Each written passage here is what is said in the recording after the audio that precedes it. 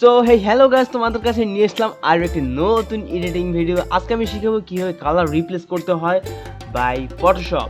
মানে ফটোশপ থেকে কিভাবে তোমরা ইজিলি কালার রিপ্লেস করতে পারবে নিউ একটি ট্রিক্স থেকে, সেটা আমি আজকে দেখাবো খুবই সিম্পলি ভাবে এবং খুবই ইজিলি ভাবে। সো ভিডিওটি যদি দেখে থাকো অবশ্যই একটি লাইক করো, আর চ্যানেলে নতুন হয়ে থাকলে অবশ্যই একটা সাবস্ক্রাইব করে দেবে। So guys, let's go the video.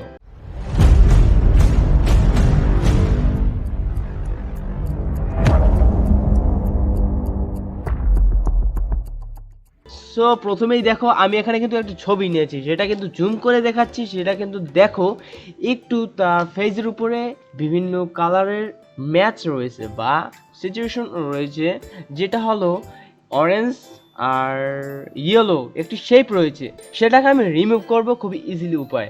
So প্রথমেই তোমরা কি করবে, কালারটা দেখে নেবে কোন কালার। সো আমি প্রথমে আইড্রোপাল টুল থেকে এখানে কালারটা সিলেক্ট করে নিচ্ছি। সো এখানে কোন কোন কালার আছে। সো প্রথমে আমি দেখছি এই একটা কালার,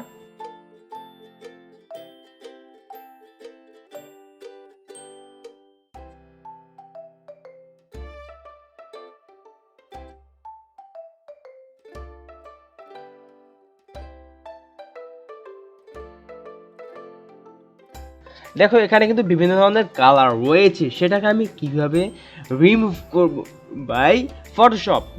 সো আমি এখানে এগুলো রিমুভ করে দিচ্ছি। কালারটা তোমরা আমি দেখে নিয়েছি, এখানে কিন্তু হালকা অরেঞ্জি এবং হালকা ইয়েলো একটি শেপ পড়েছে, সেটাকে আমি রিমুভ করব। সো প্রথমে আমি এই ব্যাকগ্রাউন্ডটাকে কপি করে নিচ্ছি এবং কপিটাকে আমি নাম দিয়েছি রিপ্লেস কালার।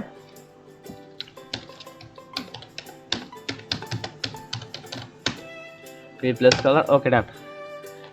সো আমি এখানে তারপর তোমরা কি করবে, রিপ্লেস কালারটাকে তোমরা সিলেক্ট করে তারপর তোমরা গো টু ফিল্টার, তারপর তোমরা আবারও যাবে ক্যামেরা রো ফিল্টার।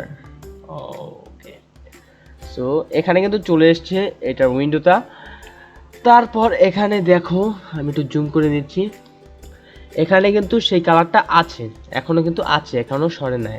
সো প্রথমে আমি এখানে যাব বেসিকে গিয়ে তারপর তোমরা টেম্পারেচার হালকা একটু কমিয়ে নেবে। দেখো আমি 10 দিচ্ছি, -10 এবং 3 একটু কমিয়ে নেবে, না একটু বাড়িয়ে নেবে, একটু বাড়িয়ে নেবে।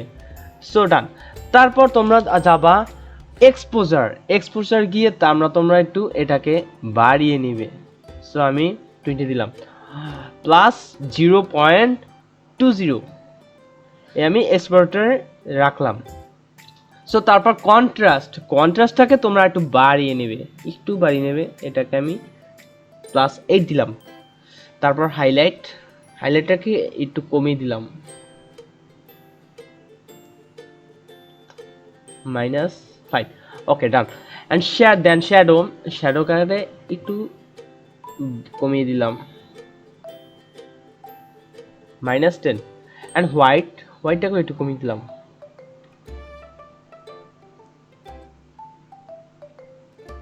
-7। ব্ল্যাকস -8। ওকে ডান।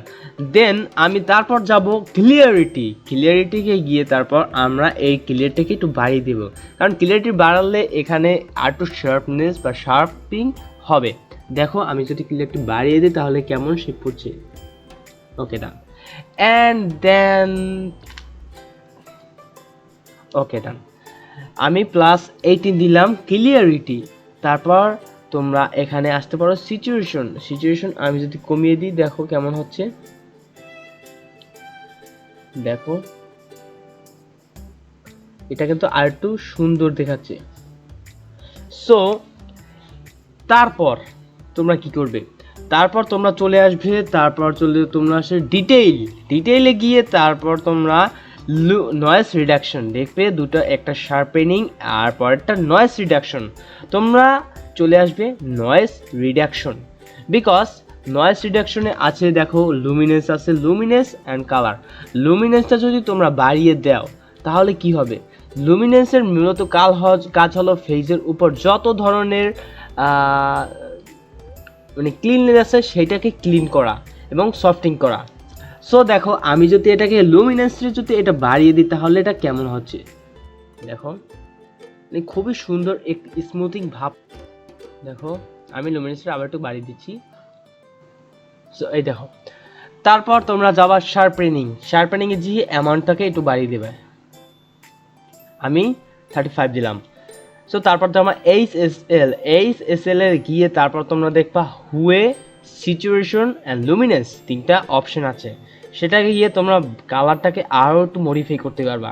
যেমন দেখো আমি যদি সিচুয়েশন গিয়ে যদি রেডটাকে যদি একটু বাড়িয়ে দিই তাহলে দেখবা এই দেখো রেড কালার কোথায় আছে, রেড কালার কিন্তু মানে লিপস্টিক কালার কিন্তু রেড, দেখো লিপস্টিকের কালারটা কিন্তু রেড।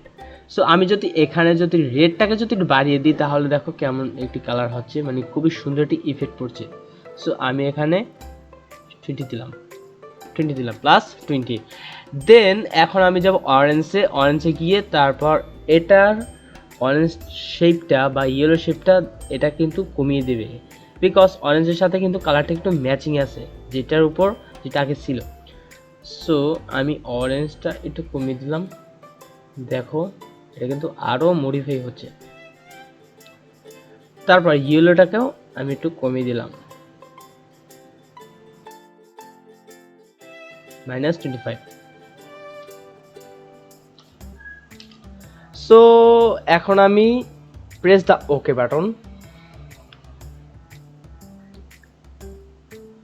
দেখো এখানে কিন্তু খুবই সুন্দর একটি ইফেক্ট পড়েছে, আগে ছিল এই এবং পরে এটাকে এই করে নিলাম, মানে খুবই সুন্দর একটি কালার রিপ্লেস হয়ে গেছে। আগে ছিল কিন্তু ব্রাউনি বা একটু অরেঞ্জ প্লাস ইয়েলো কালারের একটি শেপ ছিল তার ফেসে, তো সেটাকে আমি রিমুভ করে দিয়েছি খুবই ইজিলি একটিভাবে। সো এই ছিল আজকের ভিডিও। যদি ভিডিওটি ভালো লাগে অবশ্যই এটি লাইক করবে, কমেন্ট করবে, শেয়ার করবে আর অবশ্যই সাবস্ক্রাইব করে পাশে থাকা বেল আইকনও অল প্রেস করে দেবে। সো গাইস, আল্লাহ হাফেজ।